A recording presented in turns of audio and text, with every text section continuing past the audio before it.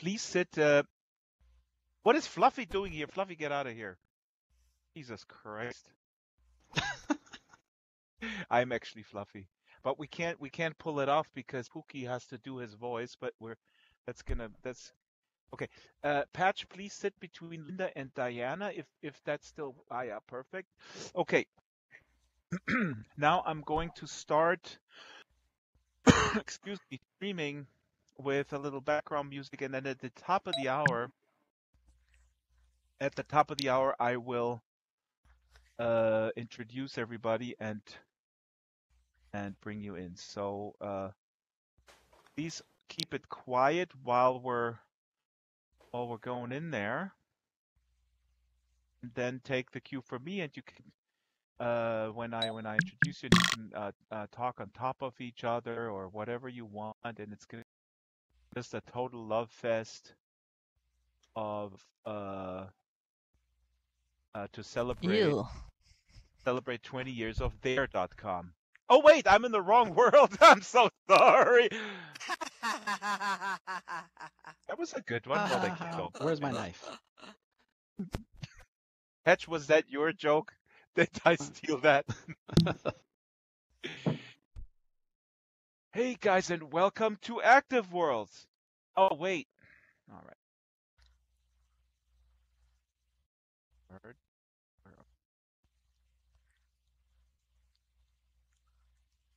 Last. I thought this was EVE Online. Are we playing Pong? I thought it was Pong. Here, Pong. Talking about a bong? No, Pong. You know, the good old days. I know. Like this. Pong. But Pong had no avatars. Actually, it had avatars.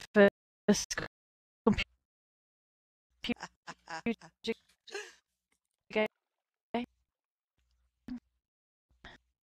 Joe, you're breaking up. Okay, guys, I'm live. Quiet, please. Until the top of the hour.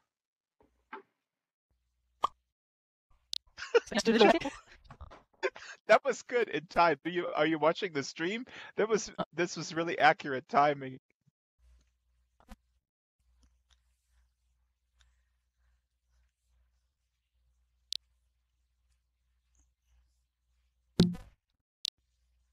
What? Oh, we have so many more viewers than when we stream from Sansar. Isn't that weird?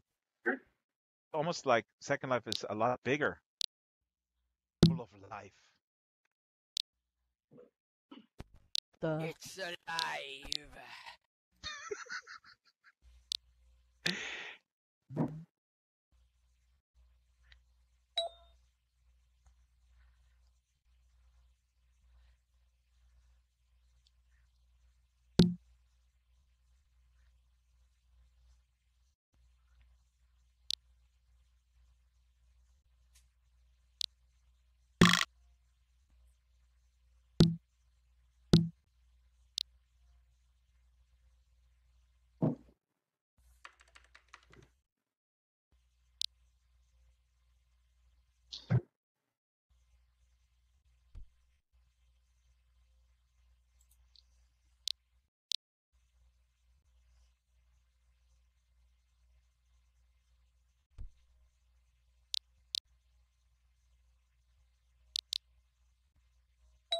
All right. Hello and welcome to the Drax Files Radio Hour with Joe Yardley live from SL15B. And folks on YouTube, tell me right away how my audio is. I'm very paranoid about audio. This is the Drax Files Radio Hour. We're live from SL15B. And I'm here with, am I here with Joe Yardley? Is Joe Yardley even here? Because, are you here, Joe? I'm here. Are you here? I don't know where I am. You know, Is any of us here? What is it? Oh God, the philosophy. Joe, it's good to see you. So you made it into Second Life. I thought you still have issues. I mean, bandwidth with the your rural location and all that? Well, only in in moments like these when there are a lot of people and a lot of lag, someone expects me to use my voice. Oh. Last time I checked, podcasts are voice driven, so to speak. Yeah. We're in Via the Skype. All right, so let's not get into semantics. So we're here in Second Life, and we're also streaming this into Sansar, into the basement where there's a bunch of people sitting around and they're watching us. And I'm gonna watch the my Jackie is manning the world in Sansar, and he says the audio is awesome in Sansar, which is awesome. And we're on YouTube and we're on Twitch. So YouTube folks, chime in as we're going here and asking questions and reminiscing and thinking about the future of Second Life. And I'll try to incorporate whatever comes in through the chat in whatever world into the conversation. We have 90 minutes, so let's get started. SL15B Second Life is 15. I don't know if the official day is June 23rd. That's how I wrote it down in my head. I don't know if there's an official day, but SL15B is a community celebration. It's gigantic, and I want to start not from left to right, but from right to left because Diana Fire is here with us as she is almost every year since we've been doing this live show. And maybe Diana, you can give us some stats about like how big this thing is here, because on Saturday we're going to do a tour with Donnie, and we're going to go through the highlights of the builds. But this is gigantic, right? This is like 9 sims, or how big is this?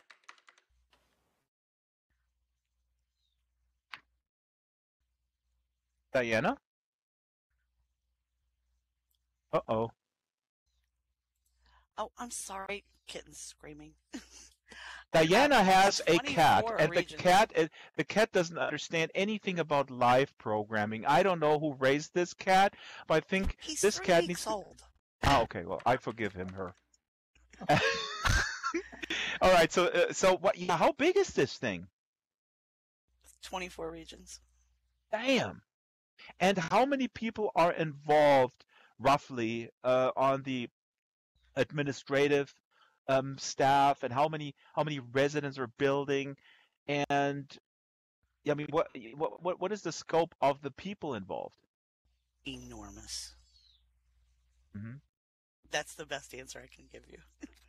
You guys actually start every year when the thing closes? Do you guys start planning the next one? Like, post game is after the game is before the game, basically? No, we really don't do a post-mortem. I think usually because we are all so exhausted that we need time. And we might talk to each other off and on throughout the year. But every year, Doc sends me 2 emails. Happy New Year and get ready. That's what I mean. I mean, you have like a couple months off or whatever, or you have until the... This is about 7 months.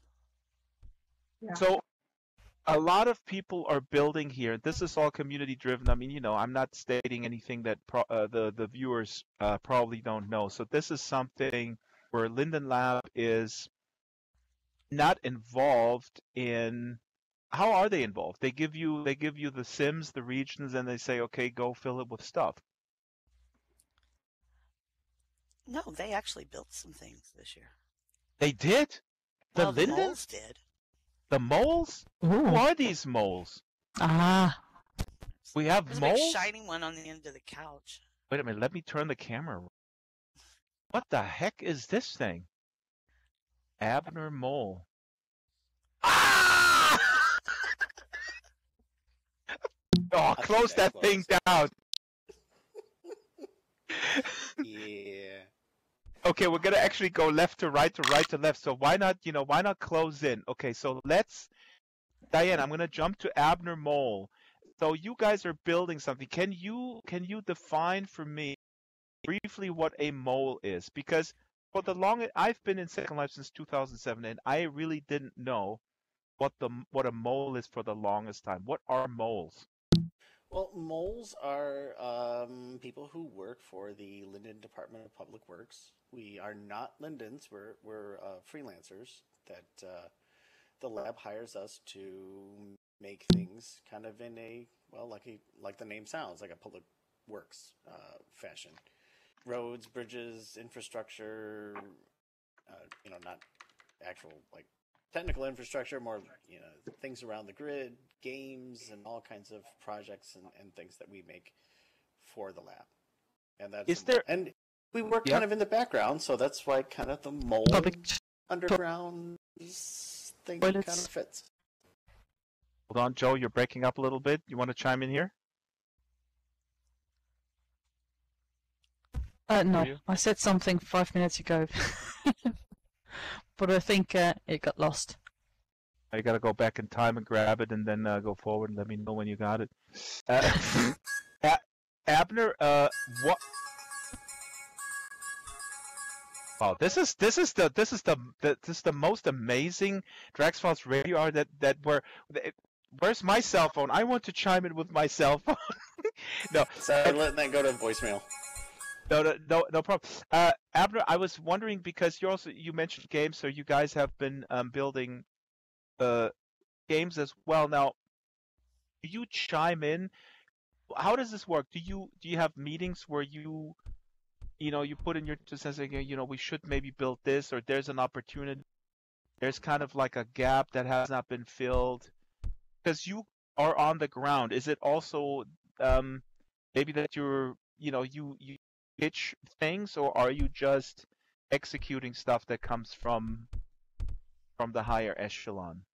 It's a little bit of both. You can ask Patch about this later, but usually what happens is they will come to us with an idea of what they want, and then we all kind of put our ideas into it as how we can flesh it out. So they kind of give us the skeleton, and we put the flesh around it and come up with ideas to how to make it interesting and functional, and what the goal is that we want to do, and build all of the scripting and the mesh and all of the guts of the thing, and put it all together. Let's throw it to Patch, and then we'll close into the middle. Patch, who are you? Are you the boss of these moles? Are you pushing them around? Yeah, pretty much. I'm like the main mole wrangler. The whack-a-moler? Yeah, sort of. I've been actually overseeing them for quite some time now, and like Abner said, whenever we think about doing projects and stuff, there's a lot of kind of collaboration on whenever we want to tackle something. Sometimes I come up with ideas, sometimes other folks in the lab come up with it, sometimes they come up with their own ideas, and just depending on what we're doing and working on, we pick from those ideas and move forward with a project. You guys built a couple of really cool games this last year that I really like. So this is this also a function of, okay, we got this functionality, pathfinding or whatever features coming that you're trying to showcase that new feature? Because I always joke around my friend Loki Elliott. I always joke like, Loki Elliott is always like the first guy who puts a feature in. Who puts a feature into effect, into some really cool thing, and I was thinking like the Linden sitting there like, who's gonna use our new shiny feature? Oh yeah, Loki Elliott will do something, and the minute it comes out, he does it. But is that also makes, I guess it makes it a priority, right? Or to showcase the shiny new stuff that you guys put into the engine. Yeah, one of the main missives of the team is, in fact, to build demonstrations of our features within the product. Everything from experience tools on up, whether we're doing new avatar work, things like mesh rigging, Animesh, Bento, being some of the later things that we've worked on. I mentioned experience tools. A lot of our games and stuff like that kind of take experience tools to the leading edge to show people just how powerful they can be and how much you can do with them. So yeah, a lot of what we do is actually for demonstration. We actually also provide documentation, and in a lot of cases we open source a lot of our work and stuff to actually just kind of hand it back to the community and say, hey, look, we did this really big, huge thing, and here's how you do it. So that's a lot of what we do. for SL15B, do you get any pushback that you guys are exhibiting, or is the relationship between you guys and the residents pretty good? I think it's been really great. We worked with the team very closely this year, not only to provide and increase the amount of space available, but we also did some of our own stuff. The Tapestry of Time region is a good example of that. If you haven't checked it out yet, I Oh, we're encourage gonna do everybody that to do so. Saturday. That's cool. Yep. I'm gonna take A a lot of note fun. right now. Tapestry of Time. I'm going to actually. I thought about how to open this show, and I'm gonna do that right now. I'm gonna go to Linda. Linda, thank you for joining us. We talked already prior to the show about you've been a mentor, you've been a greeter here. You also brought people or onboarded people in the physical realm. Some people call it real life. I heard that the correct term is actually the realm. And we talked a little bit about this interesting, I don't know, rejection of Second Life within people who are used to games and stuff like that. Could you kind of recount like this challenge when you brought people into Second Life in your role as an educator, and they were kind of whatever age group that was. What is the biggest problem? Because this is sort of an overarching theme. Joe and I talk about this on the show a lot. Like, why is Second Life not bigger than it is? Why is it not huge? What are the obstacles? Why is the retention not where it should be? And it's a miracle for us who are so enthusiastic about it. But your experience with onboarding people, what did you encounter was the obstacle where people didn't embrace Second Life the way you thought they would? I think, well, first, thanks for having me. I've brought mostly students, first graduate students working on their master's in business administration, and now I work primarily with undergraduate students. And one of the biggest, if not the biggest, barrier is the ramp up time. The learning curve is fairly steep, and as we talked about before, if you have a group of young people, say millennials and younger, who are gamers, this is not a game to them. And it's not a game because it doesn't have rules. You walk into any video game and you know exactly what to do, depending upon which role you take. In virtual worlds, especially Second Life, you can come here and stand there, and if you don't do anything, then your experience is not that good. So one of the biggest issues we as educators have is in creating activities for students that make them explore. So for me, their first introduction was to do scavenger hunts, and I'd have them all over the grid looking for things. And that gives them a structure that is game-like. Another thing we do is within within Second Life so that they can play games or create something. And since I teach operations management, which is in the business school, I have them run their own businesses for a little while. So that's the biggest barrier. But once they get started, one of the things that surprised me more than anything else was how much the men wanted to change everything, especially the hair. The women most of the time would pick their avatar and they're on, they're off. But the guys Really? change. And I'm like, I don't really believe this. Usually in real life it's women who care about their appearance. Okay, so men, if men are confronted with the ability to change their hair, they're vain. They're really vain, yeah. Yeah, and it was really funny because I used to put say 25 or 30 of them in a lab and set them down at the computer and walk them through coming in, picking their avatar, etc.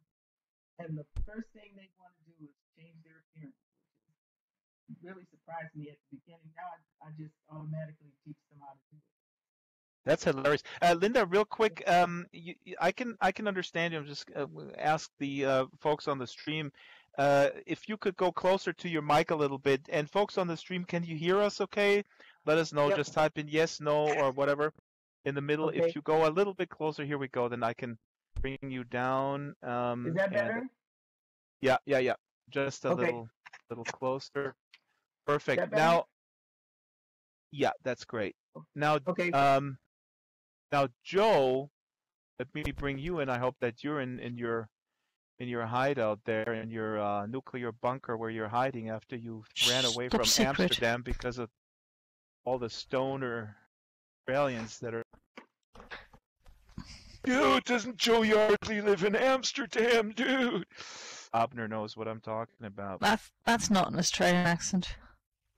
Then you do it. You do it, Joe. Oh yeah. Austrian, Australian, it's all the same. Oh, what are you doing, mate? Oh yeah. I don't what are you know. going on about? Let me get back to the chopper. No, Joe, you. All right, What? serious. I know this is a birthday celebration, so we're a little tipsy. Yeah, we're all 15 very years. drunk. 15 years. This is amazing. So Joe, what is this? We're talking about this unbridled creativity, and but at the same time, we're talking about these problems of not growing and retention and all that kind of stuff. But at the end of the day, Second Life's been around for 15 years in a stable fashion, which is actually pretty huge and not really seen a lot in technology or in platform offerings. So the sustainable success of Second Life is pretty huge. Joe, why is Second Life actually so successful? What does it provide? We had this a little bit on the last show. You can't really get into Sansa because of bandwidth issues right now. Why is Second Life huge?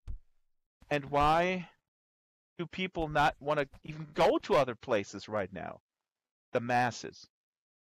Right. You want a short, easy explanation for that question that we've been talking about on the radio for years? No, I Literally. thought you had a marketing background. Why can't you put this into a nice soundbite?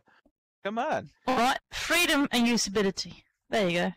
Freedom and usability. It's almost like the slogan "fun, fast." What was M. Linden's thing back then in 2008? God, I don't remember that. Fast, easy, fun. FEF. Furious. Fast, easy, fun. Actually, Furious. Furious is better, I reckon. Fast and furious fun. Just furious. Just. Linda, But yeah, it is. So go ahead. No, go ahead. Everybody, yeah. Joe? But it is. There are a lot of things to talk about and to look at, and why Second Life worked out in some ways and didn't in other ways. I think the main issue here is what keeps people going is freedom. That you can literally pretty much do whatever you want, almost. Where in the world can I go without any 3D software experience? Build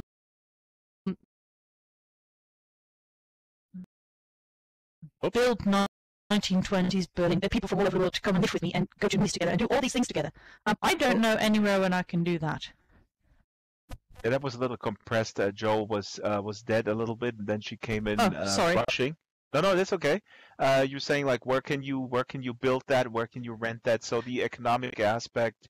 There's nowhere, but even without money, there is. I mean, it's nice that I make money with it, but there is nowhere that I know where I can do what I'm doing in Second Life. There just isn't. I can't build 1920 Splint anywhere else at this moment. Yeah, that includes Sansa. I'd agree. Joe, I run in my other Second Life. I run a jazz club. Mm-hmm. I couldn't afford to do that in real life, but I can do it here, and I can hear and assist other people in hearing and experiencing jazz musicians, real live ones that they would not be able to hear otherwise. So, flexibility, freedom to be who you want, what you want, with whom you want, is something that I think keeps people coming back. I want to go to Pookie, and then we're gonna take the rounds, and we can all chime in, and we can talk over each other and whatnot. I'm so thrilled that Pookie Amsterdam is here. I haven't seen Pookie for a while.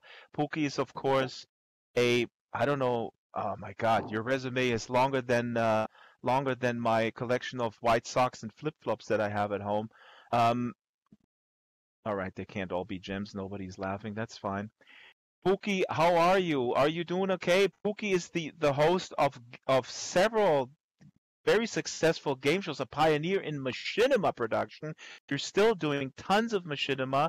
She was the co-writer, co-producer of the Fluffy on a machinima series. Actually, I should just pan over. I think Fluffy's in the audience. Where is he? Here he is. He is in the audience. Can you hear me okay, Pookie?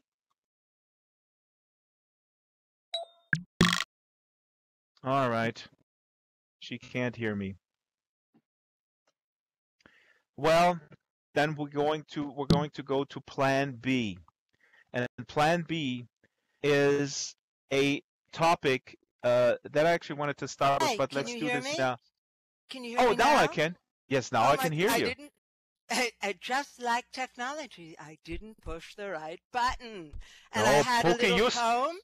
So I'm going to say it again. Hey, everybody, let's have some fun. You only live but twice, and when you log off, you're done. So let the SL15B bash begin. And I love you, Drax. I'm so happy to see you. I'm verklempt. I'm verklempt Verklempt. here. I am totally verklempt. Yeah. I Pookie. would like. Yes. No, go. You go right ahead. Take it where you will. I mean, I don't want to host the host here. You're the host. I learn from you. But maybe we can bring out the real maniac later. Maybe Fluffy will make an appearance. But what I want to say is a couple of things about Second Life. I really found so much here. And back in 2008, I guess 2009, 2008, when I really came to stay, there was a big education community and a huge science community.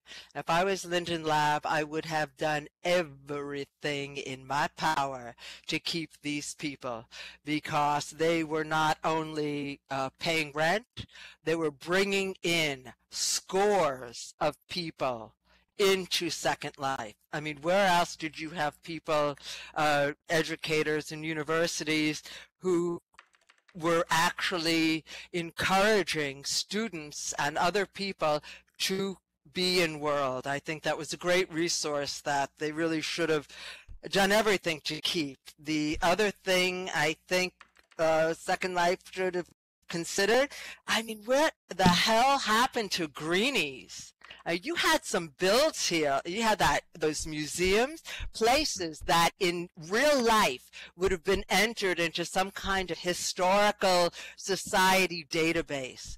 And the point being, not that, these people stopped paying rent, but they had created something so unbelievable that would bring other people in, from all over the world to see some of the phenomenal builds. And I truly urge the powers that be at Linden Lab to think about it. I mean, I understand one of the business model is we get paid for the rent, and right? But you also want attractions. You want things that are going to bring people in. There was a museum.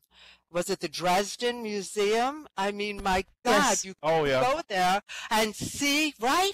Works of art, gorgeous works of art. These places should have been kept and put into some kind of historical, some kind of historical register, because the more cool, unbelievable, groovy things that there are, the more that people will come here. The other thing that I want to say is I will never understand in my life this kind of thinking, and made so publicly. I'm in Second Life all the time. I hate it. It's awful. The negativity of our own residents about this platform shot us in the foot. And there were amazing people who were very big and made a lot of noise, because they couldn't res something, or they're, you know, you had a prim skirt. I don't know. I don't know. But the complaining, I think, I mean, people complain, right? And you need freedom to complain in this lifetime. I'm a woman. I totally get it. But I will say, I think some of the negativity from just our own residents also didn't bode well, or didn't go well for our grid here. Anyway, Okay. Go ahead. Let me pick it up here, but this is I'm super glad that you put these things on the table. I actually wanted to address them, and it's really, you get us off to a great start here. So I'm summarizing real brief. So you're talking about retention and growth and all that kind of stuff.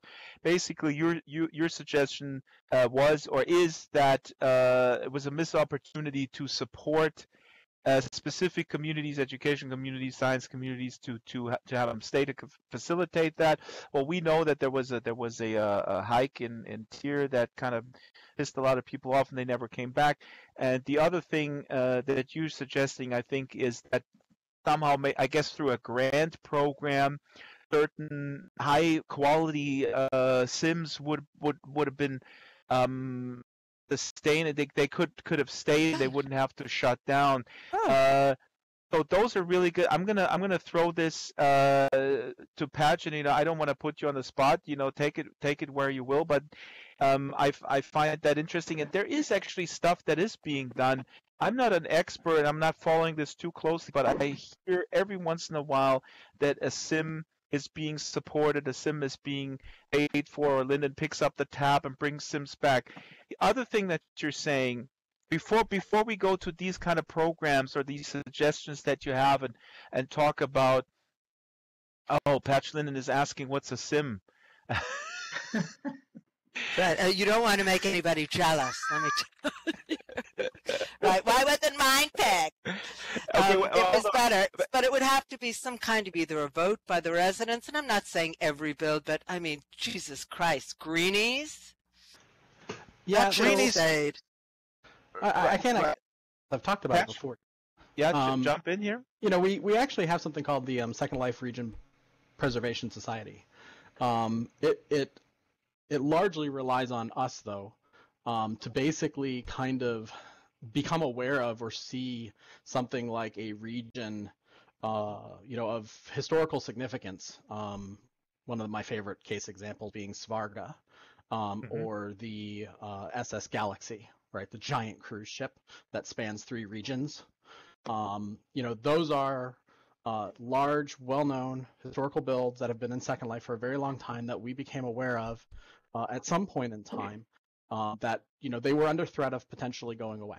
And if I'm made aware of these things, and if I see a fairly high bar of significance to a region like that, or regions, I do try to do things to try and save them. Mount St. Michel is another one.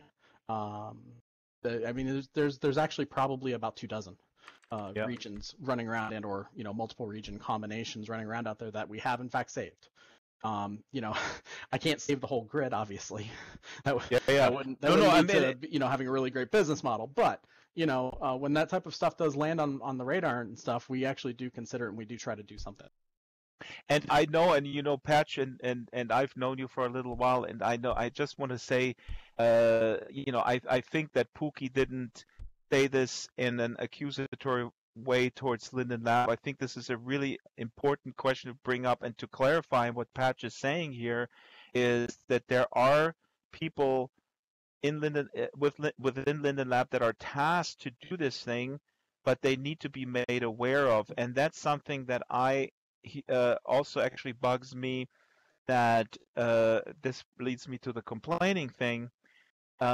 People do tend to complain, and again, this is where Second Life is not it's just a mirror of the physical world in terms of certain things that should be preserved, but they simply can't. There is no feasible business model. There's a lack of funds and all this kind of stuff, and there is little awareness. And frankly, sometimes when things go under, there's also mismanagement that should be laid at the feet of the person who ran it into the ground, and then it's hard for again, I'm not trying to be a Linden Lab apologist or anything. I'm just trying to provide this context.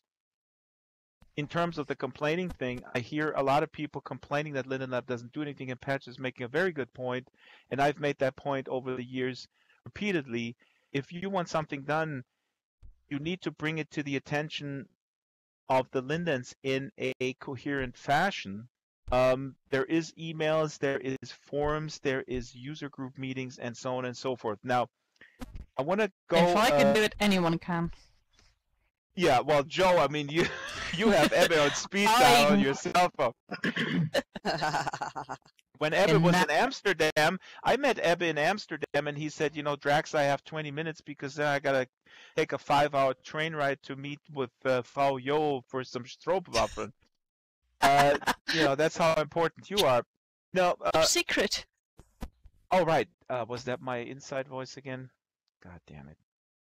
I want to now go through the round because Pookie, this is important. Now, there is terrible articles every once in a while. I mean, there's been a bunch of really good articles about Second Life lately.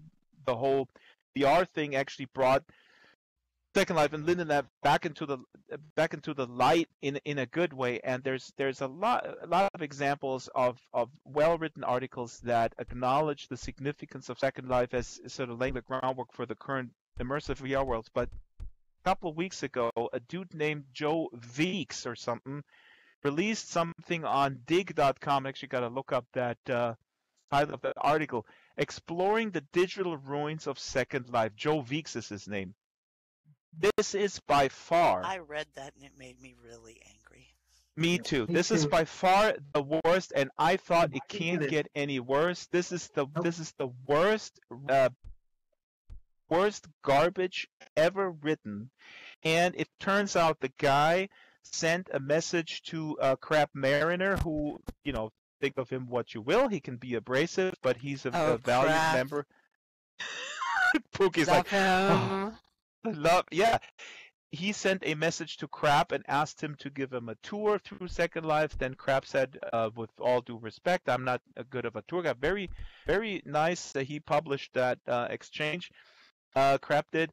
Very nice sort of rejection, but he mentioned Marianne McCann, who everybody here knows, very valued member of Bay City, my production manager for most machinimas.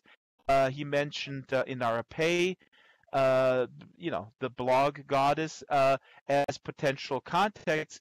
Joe Weeks said, "Oh, I'll get in touch with them." He didn't, and then he turns around and writes that hit piece, and it's a shame, and it's offensive to the max. Now, a friend of mine, Luca, put a video together, which I'm going to link on my blog, where he talked about that we as residents should be more pushing back actively to own the narrative, and I couldn't agree more. So, picking up from where Pookie left off about the complaining, let's flip this around. The question is, why do Second Lifers why are they not doing more? Don't ask what your Second Life can do for you. Ask what you can do for your Second Life.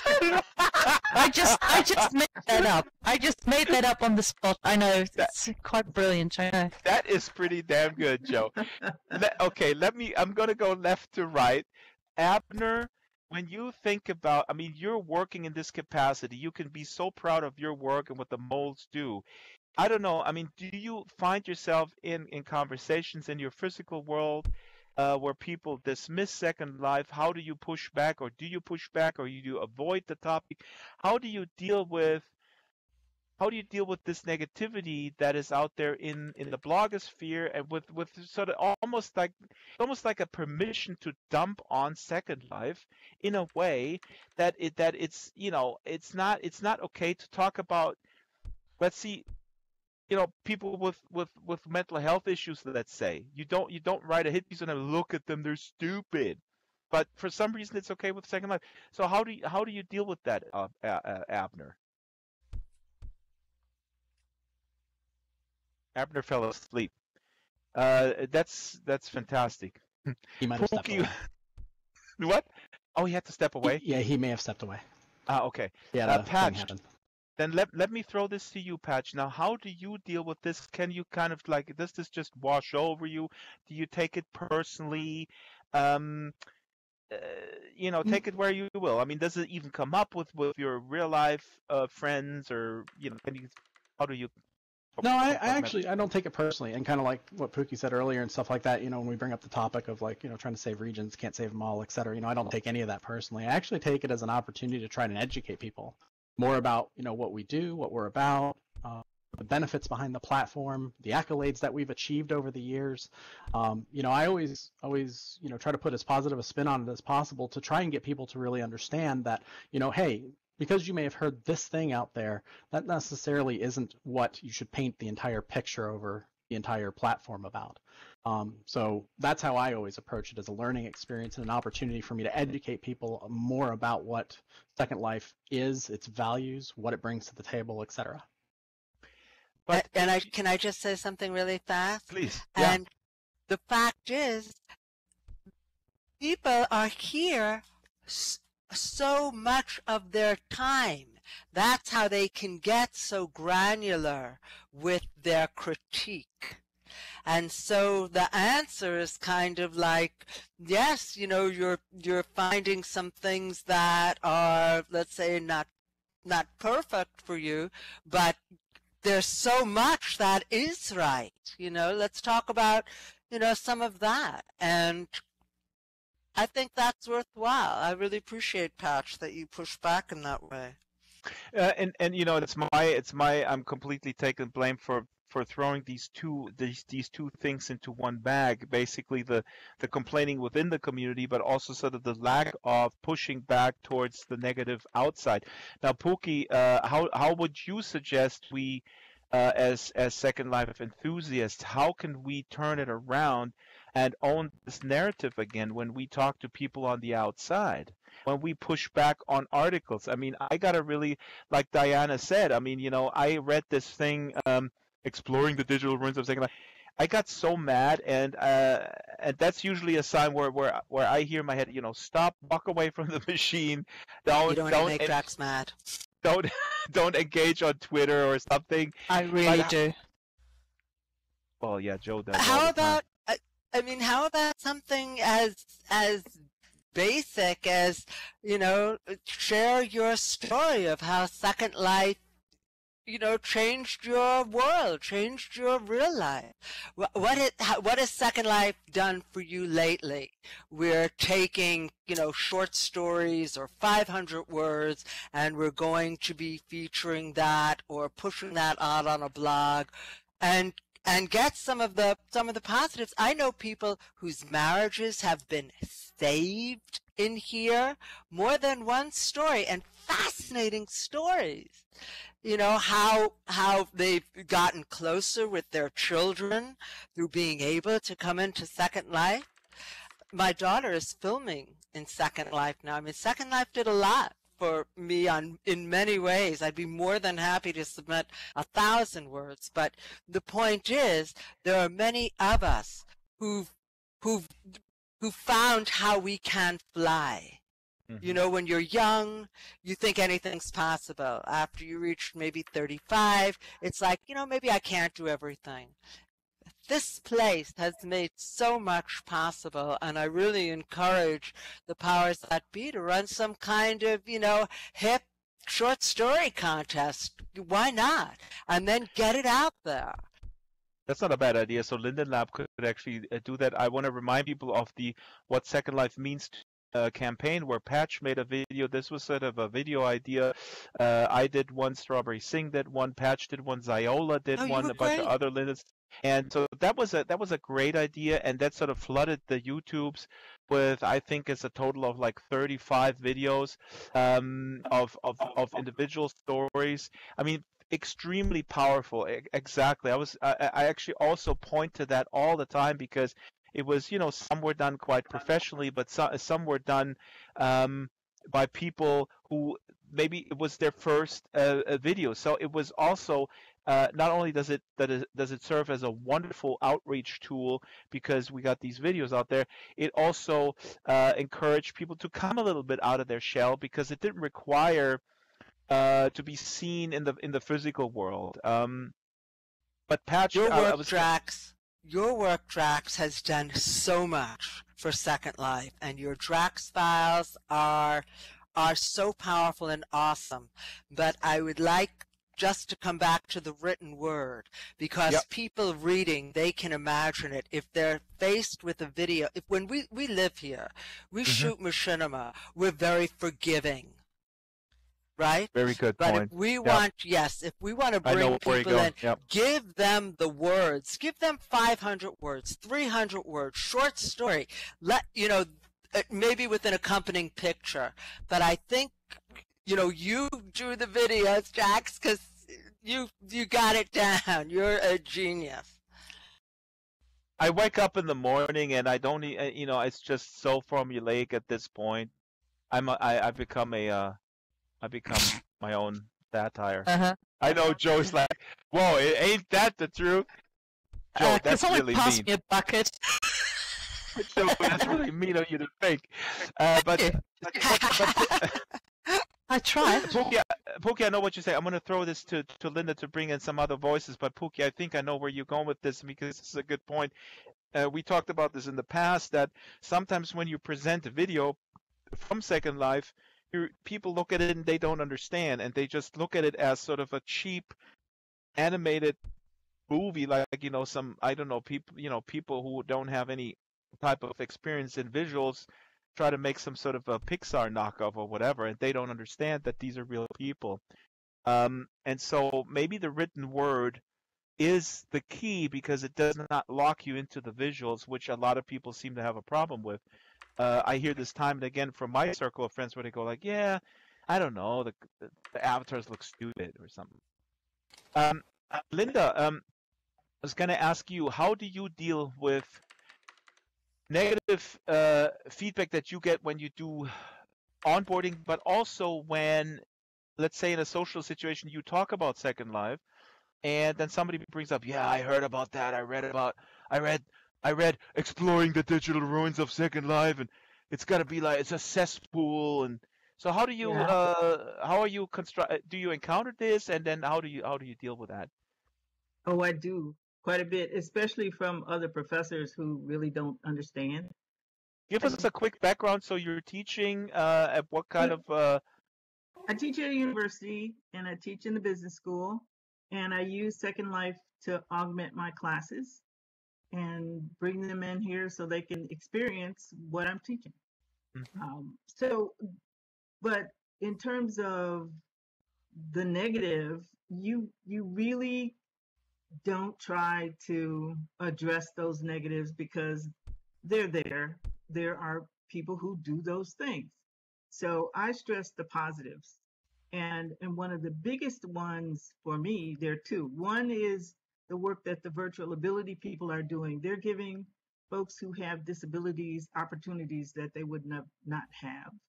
And the other is the education. There are quite a few educators who are still here, still working. I'm involved with the Virtual World's Best Practices in Education Conference, and it's getting bigger and better and more academically oriented. And so there are a lot of positives and that I stress. I don't try to say, oh no, there's no negative about it. I just talk about the positives, and there are quite a few. I don't think I would have spent this much time in a place that wasn't worth my while to do. And my friends who know me know that I don't waste my time. And So that's actually a good point. So these are people who know you. It's basically just they're looking at you like, okay, it can't be that crazy if you're serious about it. Exactly. I mean, so I try to explain to them the benefits not only to me, but the types of things that could happen in the future. Like we were discussing before earlier, that one of the things that Second Life does that you don't get anywhere, and I think Joe touched on this earlier, you can meet and interact with people you would not normally meet, or it would be too expensive for you to meet in real life. I have friends all over the world, and I'm sure you do too, that you just couldn't. You couldn't visit Berlin, you couldn't visit Paris, but here you can. And so if we stress the positives and downplay a lot of the negatives that are out there, like I read that article and just like you guys, I was pissed. So that's how I address it. And I leave it up to them. If they don't want to do it, that's fine. Just don't try to convince me not to. So. Well, with this particular article, I don't want to really harp on it that much. But what was different with that was that this guy, and I never heard of him, but I look up on Twitter, and there's a bunch of other people who follow him and who are interacting with him from very high-profile other publications, not only in the game space. Like there's a woman from Polygon who congratulated him for this article in his mention. The Nation magazine, which is a left-leaning investigative magazine that I subscribe to and have for years, highly regard is interacting with this guy. So this is not a nobody, and that really depressed me to no end. That here is somebody with some. It's not some random blogger or troll. It's someone who has some stature in this realm, and why is it still acceptable? Basically, it's almost like at an editorial meeting in the morning. It's like, okay, it's a slow news day. What are we gonna do? I have an idea. Let's send somebody into Second Life and write about those weirdos over there. Is that still around? Yeah, sure. Let's do it. Let's send this dude. I mean, this is kind of how it feels like. But that is for many people exactly how Second Life is. We see it from our side of the fence, and we know all the good corners. It's like talking about Paris to people who've been there and only seen the slums. We have to make sure that people see what we see, and if they don't, we can't blame them. They don't. Or Amsterdam, it's like oh God, that's hell on earth. Amsterdam's a horrible city, but nobody knows. One at a time. Linda, go ahead. Okay. But just think, early on, there were people who would just pop in, hang around for a bit, leave, go to write a book, and get famous. Mm-hmm. Right. They never spent that much time. They really only documented their own personal experience. And so you're going to have that with just about anything. And so you're absolutely right. I mean, yeah, it's really. I'm sorry. It's really not unique to. It's really not unique to Second Life. I mean, we live in a context-free world right now, where people jump on each other, and I mean, Kanye West says that slavery was a choice, just to pick one of the craziest. But Joe, it's a famous rapper. I know Joe lives in the 1920s. God. He has no idea who that is. So we live in a crazy world of context-free debate, quote-unquote debate, and so Second Life is no exception. But it still is just it just seems that in any other context it would not be okay to kind of dump on it that way. But let's not harp too much on the negative. Diana, how do you deal with positively? How do you deal with this reality that there is this perception? Can you give us a tip, a strategy, if you will, how to talk? I'm really not sure how to answer that. Sorry, I'm This is the multi-million dollar question. I'm not a Lyndon. I'm not a content creator. I am not a educator or an celebrity. So I'm not sure I really have a good answer. But those are the best answers from the nonsense. Look, I've been a celebrity so long. I mean, I'm like the Kanye of SL, if you will. Yeah, most people don't know who you are. I mean, I'm not sure the answer would add any value, is what I'm saying. I mean, I look at it. Hold on. Go ahead, Diana. You do some really interesting things in here in terms of the work that you do for the birthday celebration. So exactly. That in and of itself is a huge positive. Well, that's about the only thing I do. When this isn't around, neither am I. Yeah, but that's huge because, this is the biggest thing. So what you're doing with your involvement in SL15B, to celebrate that no matter what. I mean, to me, this is the most best showcase of the type of, if you will, intrinsic motivation to just do it for its own sake, which I truly believe would Oh, no, make I the have world a lots better of place. opinions. Like I was saying, I wasn't sure mine would add any value here. It But, does. you know, Trust I me. think me. it's I'm a really celebrity. hard too to like convince people Yeah. because Second Life is you either get it or you don't. There's really no gray area here. That's Yeah, but exactly sometimes right. it takes a little while to get it. Yeah, and Because- some No. people, But you know, Diana's. they keep Mhm. coming The learning back. curve is still steep. Yeah, the learning It- curve is very steep, but I don't know how else they could make it any easier and still keep it the same. But it's not It- supposed yeah. to be easy in a certain sense. You know, Well, why it's supposed not to have be a kinda challenge? like real life. And one But of the the thing is- greatest the thing- things. You I'm know, sorry. Go ahead. I mean, Please. Let Diana speak, I've met please. some really wonderful people here, and it's evolved. Some of it has de-evolved or disevolved or gone extinct. You know, I do this because I love seeing the community come together. Mhm. Like, I was talking to Abner for a while yesterday, and we were talking about Downtime Wednesdays. Right, It's when the they were coolest banging on the thing grid. ever. Can you Yeah. imagine? Okay, let's reminisce on this crap. Oh my God! Don't They were Really actually wish you would bring Downtime Wednesdays back. What was that? kids. I mean, I've only been here 9 years. Someone tell me what it is. Okay, It was Diana, cool. explain. Go ahead, Diane. Instead of rolling out code continuously like they do now, they did it one day a week, unless it was an emergency. Crazy The Lindens. main grid would close. Nobody could log in, but you could log into the beta grid. And you'd go over there, and there'd be people dancing. There would be speed building contests and people just acting like themselves. And there would be Lindens there. Ugh. And Yep. Having a great it was time. just cool. It's so scary. It was. Yeah. And at Yeah, that time, you I'm- realized we're all part of this, no matter where you are in, you know, the echelon of SL.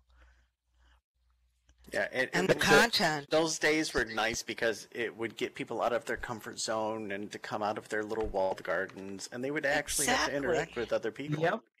Because you were Exactly. either hold on. there. Abner is The back. humans Wait, were wait, wait. only going to grow through Comfort challenge. zone. Guys, hold on. I gotta jump in here I'm because done growing. Yes. Abner's back and he's hiding himself just like everybody in Second Life. You don't know who anybody is. Abner, please open your lid and show yourself so that we know who you really are, because this is just a lid. cesspool of. There you go. Ah, There's your lid. there he is. He's opening the lid. Oh my God! Please close it. Yeah. Push it deep down. There we go. So yeah, I mean that was Diana. I mean, I guess what you're saying here is also that this was a way to.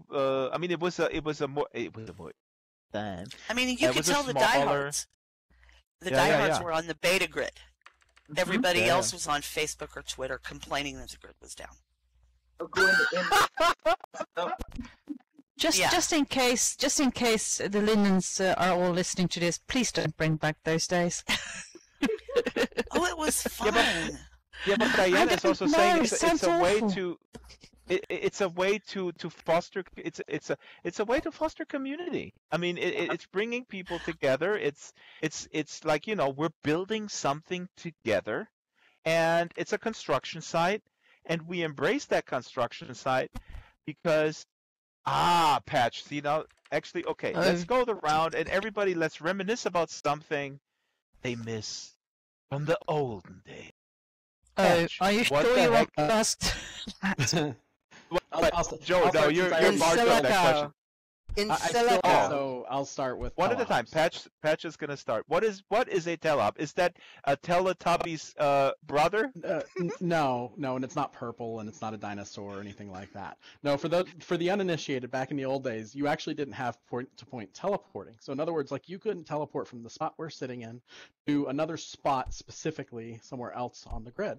You had to, well, with the exception of private islands, But on the mainland, which is mostly what existed back then, you actually had to teleport from point to point within designated places, and anywhere in between those places that you decided you wanted to go, you had to take some other mode of transportation, whether it was walk, vehicle, fly, whatever it is you might have wanted to do, boat. And this kind of created this forced immersion perspective of, making people have to group up and travel to various places, and that usually led to a lot of exploration, socialization, etc. And I actually thought it was a pretty important period of time in the early days of the grid, because it's actually what kind of got us going with that in general. Yeah, that's such a good. And you know what? It was before my time, and I love the idea of telehubs. It and you use the term forced immersion. That's a brilliant term. I actually think it really increased the immersion. And of course, people will go like, yeah, well, that's crazy. If I wanna go somewhere, I wanna go there instantly. But wait a minute, you are in a world. It's gonna throw you out of the world if you just it's. We still have love that in I love Berlin. We sort of have Yep. that in Berlin. You can't directly teleport into the sim for most people anyway. You have to get a tram. Mm. Right, you have to go to on the tram on the streetcar. Linda, what do you miss? I know. what I've had my own personal Sherpa at times.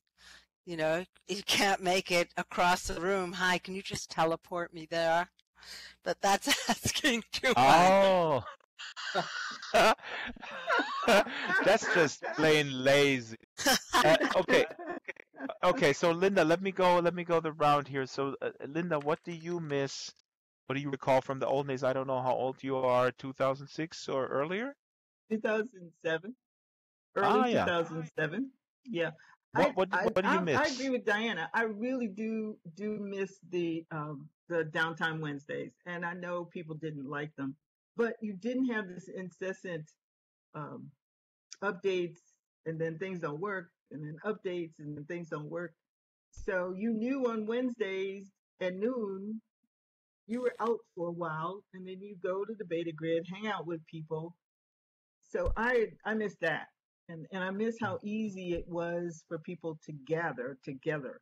We're a lot more segregated than we used to be. Well, it's like an urban sprawl in a way. Yes.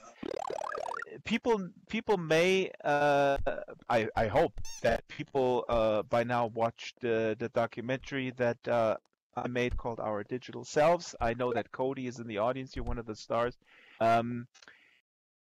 And in that documentary, I have tons of stuff that's on the cutting room floor. I think I'm going to push this up. But Tom Bölsdorf, who's an anthropologist for the University of Irvine, and I follow him around, and he is basically the one of the narrators of the film. And we drove from Los Angeles to San Francisco to go to Linden Lab and go to High Fidelity, and we talked with Ebbe Altberg and with Philip Rosedale. And during that drive, we talked a lot about that sprawl and sort of that urban sprawl, that the growth where people are sort of torn apart and the communities are just kind of diminished like that. And the interesting thing is, on the way back, he has a son, Tom, and his partner. They have an adopted son, and he was very thirsty, and we were in Orange County. And then he looks on Yelp, like, where's the next grocery store? And there was one in a gated community. And so we pull into this gated community. We were, the whole entire 8-hour drive or whatever, we were talking about Second Life. It was insane. I released that as an audiobook just for the crazy people who are interested in that. But then we pull into this gated upscale community. And we're both like, oh my God, this is like we just came through LA, and we go to Orange County, like, oh my God, this is what happened to Second Life when everybody got a private island. Terrible in the store in there, and we were everything in the Second Life context. So it was Funny. Let me briefly say, people who are watching in San Diego on YouTube, please chime in. Tell us your story. What is from the, if you want, tell us your origin story. Why did you come to Second Life and why did you stay? There's Rebel Country 664S Pride is on. He says, I heard Draxtor through watching Strawberry Sing stream.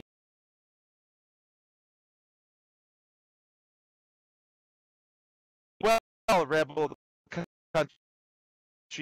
64S Pride. I don't know watching her stream. I'm eager celebrity here. Let's face it. I'm just way more important, and Strawberry Sing is not even here today, is she? Of course. Pookie, what do you miss from the? I said I'm gonna tell her. You said that. Don't. I don't. Oh my god! I forgot that Badge is here. He's gonna at me. Pookie, you olden days or are? Well, I guess I'd have to say again the science community and knowing that NOAA was here and JPL and all the universities. It was really geek fabulous. You know, you knew that the Cylans, and for that I really want to thank Paradox Sobers and I miss Corbin and Troy McLuhan and some of the original science guys for setting aside. I think they were so ahead of their time. They said, you know, sex and gambling, yeah, people love it, but let's just have a place for nerds, basically, for shy nerds, and this is it, and the Cylans, and no sex, no gambling, and it became really vibrant and vital with universities and science and all that. And you know, Pookie, it was also a time where there was sort of access to, well, by the fact that these people were sort of roaming the grid, you had access to people, very easy access to fascinating people. And I remember when Ira Flato, host of Science Friday, was doing a regular broadcast from SL, and I felt like, hey, I want to do an interview with right, him. buyers, sellers. You just, well, yeah, buy or sell, but I'm talking about Ira Flato here. Sorry, buyers, no offense, but Ira Flato is one of the best public radio hosts on the planet. Hey, Ira. No, but what I mean, the access of people, you find their name, and then you IM them, and then they IM you back, and then you're in a conversation. So that's something that I do miss. Joe, what are you missing? From when?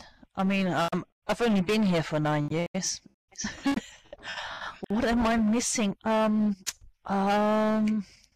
She misses really. Flexi hair. Sorry. No. Joe misses Flexi hair. Joe is very conservative. She doesn't like progress. Not either that. I'm not really, no. But seriously, like I've pretty much been in the same region for the last 9 years, so I don't get out much, and things have only gotten better as far as I'm concerned. The only things I miss about Second Life are the friends who are no longer among us. Mm-hmm. That's right. I mean, the longer you're here, the more people you know who passed away. I mean, that's just a fact of any type of life, first life, second life, whatever life, right? Yeah, but you know, besides that, I don't really see. One at a time, my friends. Joe, finish your thought. Besides that, from the olden days, I remember being on mainland and being bothered by trolls and grievers and seeing ugly things in the parcels next to Berlin. So I'm not going to miss any of that. As far as I'm concerned, things have only gotten better. We have Joey Jimenez in the chat. She is asking what I was trying to ask earlier about why don't people stop. That's what I was in fact asking, and I kind of know the answer too. I mean, you kind of withdraw when you're being attacked, when you get the feeling attacked all the time, and then you just don't mention it. It's a lot. It's when people sometimes say like, I don't talk about politics. What that really means is, I have a strong opinion, but I don't need to talk about it at the Thanksgiving table because I don't want people to to take the knife and stab each other in this environment. I mean, I That's the handled things best thing different, about Thanksgiving. and you're not even Throwing American. mashed potatoes can get messy. Well, any excuse to stab that uncle is a good one. But Zoe Jimenez also asks if the FIC still exists. So the FIC is stands for Fetid Inner Core. That's I don't know if that's us. I was told by Prokofiev, and I'm going to ask answering the question what I miss most. I miss Prokofiev. I know that she's still around, and Prokofiev. If you don't know who she is, I'm not going to explain it. Look her up. There is a Wikipedia page. I met Prokofiev in real life a couple of times, and she's actually very, very nice. She's very abrasive and provocative in real life. She's thoughtful and soft-spoken, and she called me the FIC 2.0. Patch, is the FIC still around? What is their significance, Patch? Are they the Illuminati? 3 questions. Yeah, they're totally still here. I'm just, I'm just not going to deny it anymore. So It was have you got a denied list of by the. have you got a list of the members? Do you want the names? Now? Me! See, don't you see the badge on my shirt right here? It says I am Fick. I'm not seeing anything. I've got 3 MB internet. He's trying plausible deniability. And Zoe Jimenez, who asked that question, says, Prokofiev is my main neighbor, not friendly. Well, Prokofiev, I mean, I'm really working right now on her getting on the show for a special 1-hour show. So, Prokofiev, I don't know if you're watching this or hiding out somewhere. Abner, what do you miss most? When did you come in? When did you come into SL? And what do you miss most about the olden days? I came in about 2006, and yeah, a long time. That was the big. I mean, 2006, 2007 was really. I mean, that was the big, where it was all over the place. If you missed that, if you missed the Second Life hype in 2006, 2007, I don't know what's wrong with you, right? Right. Am I right, Joe? Yeah, and getting all the way back to what we were saying before. One of the things that I probably would have came in, looked around, and then left, but I discovered that I can make things. Wow, that's really cool, and that's what really got me hooked into Second Life. The thing I was gonna say, the thing that I missed the most was being able to rate people on their profiles. You could actually pay like $20 million and give them a rating. So you would have that is fantastic. Yeah. Ooh. So I was like, oh, he's got a high rating. That must be a nice person. I want that back. Bring that back. That's fantastic. Pay to play. There was a little pay to play, but it was kind of fun. Pay to play. Pretty awesome. But I was good. That's a different sim. Sorry, region. I almost want to change my answer to like what Diana and I were talking about with, you had that sense of community where people would get together and they would actually meet each other. And that's kind of what I miss, because in some fashion, I feel like Second Life has kind of been taken over by the get off my lawn crowd. Get off my lawn. Yeah, That's me. I don't want to talk to anybody. Get out. I got my little thing. Get away from me. Those band lines. And the band That lines is so but we got meeting but going back thingy. to it, one of the things that I was just gonna say that a lot of times when we put like video kiosks and things up, I have a video that I'd put in there as a placeholder all the time, and it's actually one of Pookie's videos, the A Year in the Life. Yeah, that's a wonderful video. Thank you. And the part I like about it most is the part where it's like you have these people and then somebody just drops into their house. And instead of banning them and getting a security orb and kicking them out and adding to a ban list, they say hello and make a friend. And that's really the sense of community that I liked the most about Second Life that I see vanishing in some aspects. I really love that you bring this up because again, this is really what Tom Berlstoff and I talked about when we drove up to Linden Lab. This was the topic of conversation while we were driving through California, and in that sense, Second Life is a mirror in an unfortunate uh, uh, development in the physical world where we also go towards gated communities, get off my lawn, and we're separating and we're siloing. And Second Life has this unique opportunity to bring us together because we can, if we choose, we can go outside of our comfort zone, we can experience the other and feel that there's commonality between us when we're crossing the Ew. lines of gender, ethnicity. I know, Joe, you're staying Absolutely. in 1920s Berlin. If somebody We would are- know we that are 1930s all too human. 1930s Berlin, Joe would probably go like, nah, I'm not gonna go there. No, then Cool. close it down. Go ahead, Joe, but I have my hand raised. I have something I really want to say. Uh, After you. What Abner is saying, this is so important, and that's why I want to close. We have a few minutes left.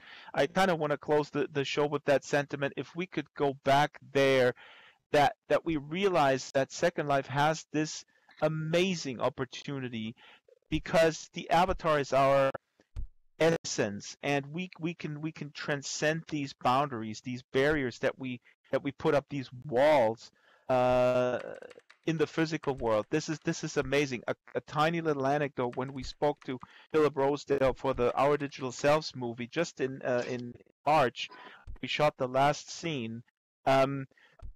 We were talking about the problems that Facebook is having, being accused of, siloing people and pushing different news items to different people of political persuasion and hiding certain news items, different news to left-leaning people, different news to right-leaning people.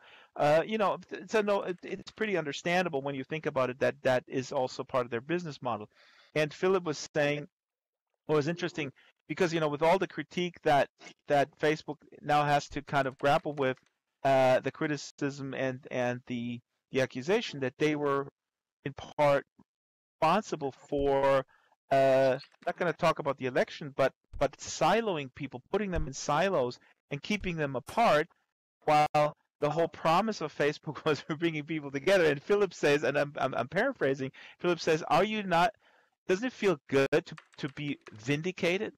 Because Second Life was and is still accused of, like, oh my God, you don't know who anybody is, and could be a pervert, could be a crazy person, could be a man, could be a woman, whatever, could be old, could be young. You never know with these weird avatars.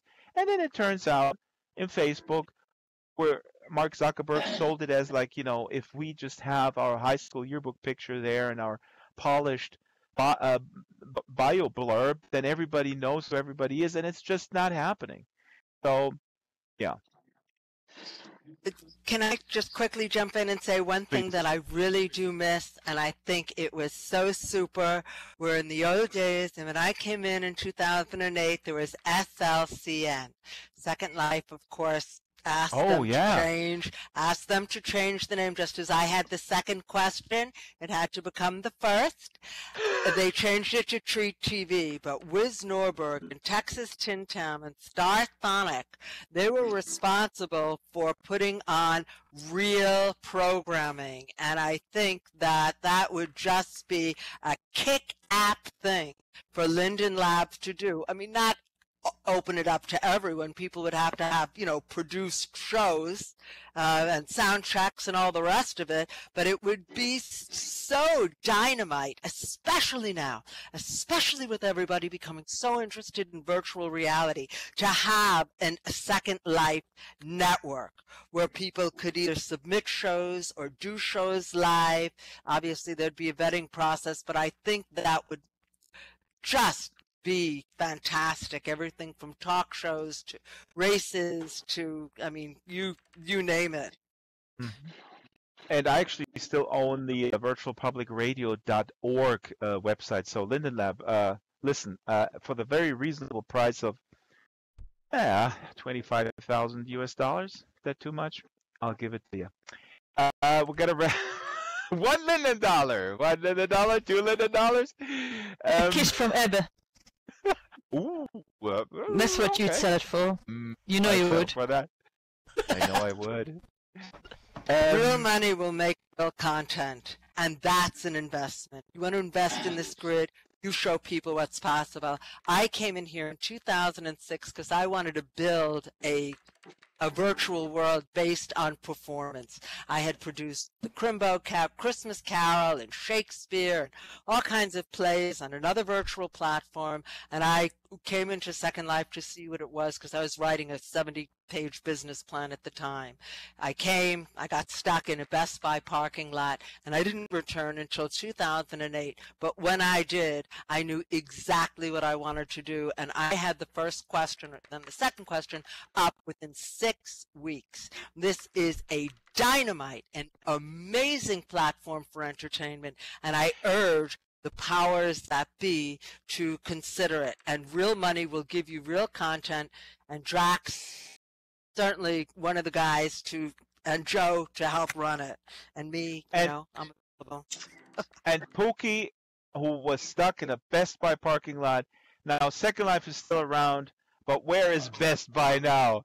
They're diminished. They only have 3 stores left, and we're still around. Yeah. Okay, I gotta wrap this up. Zoe Jimenez here says it's funny. She says, I think the rating system that we mentioned earlier became a Black Mirror episode. That is kind of true. That's one of my favorite Black Mirror episodes. I forgot the title, but everybody's rated.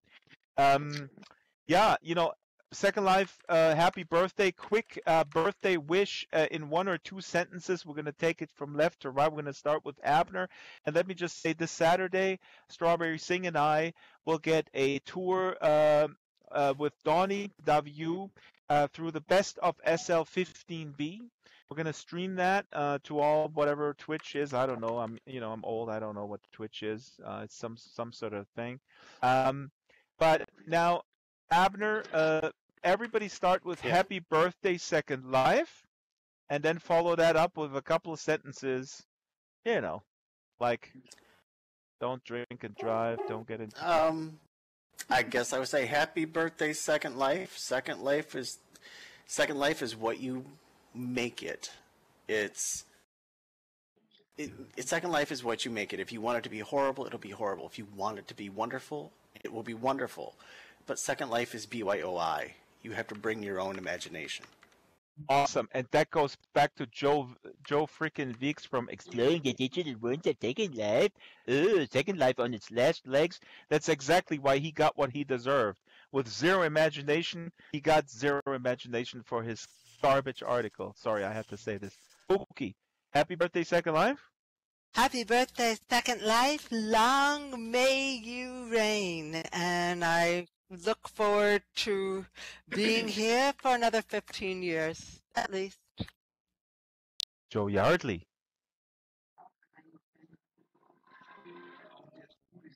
He died. Joe? Joe, are you back in the 1920s? Do I have to send you a telegram? Let's fill this in with Linda. Linda Sautereau. And I never asked you if I pronounced your name correctly. I apologize. You did. Happy birthday, Second Life. We have, this is going to be more than 2 sentences, the opportunity to build the life that we would like to have in real life. Why don't we take that opportunity and do it? And in the meantime, come on out to all the great performances we have over the next week or 2 and enjoy the great, wonderful talent that exists in this beautiful world. Awesome. Patch? Well, happy birthday, Second Life. It's been 15 wonderful years. I'm looking forward to another 15 years and being a part of that. Second Life enables people from all over the globe to connect in meaningful ways, create, socialize, and it offers a unique ability to be able to kind of experience a wide range of openness and diversity amongst all sorts of cultures and people. And I think that's probably the most powerful attribute of Second Life, and I hope that continues going on. The openness and diversity, and that's exactly what we need. We need openness and diversity, and that could be the glue that will enable the human race to survive. Yep. Diana, what is your happy birthday wish? Happy birthday, Second Life. Remember, this is your world. This is your opportunity to make it perfect. Oh. And if I could have a wish, I wish that none of the moles vaporize me on sight after this event is over. Is there some sort of event like that? Oh my god, it's all about violence here in this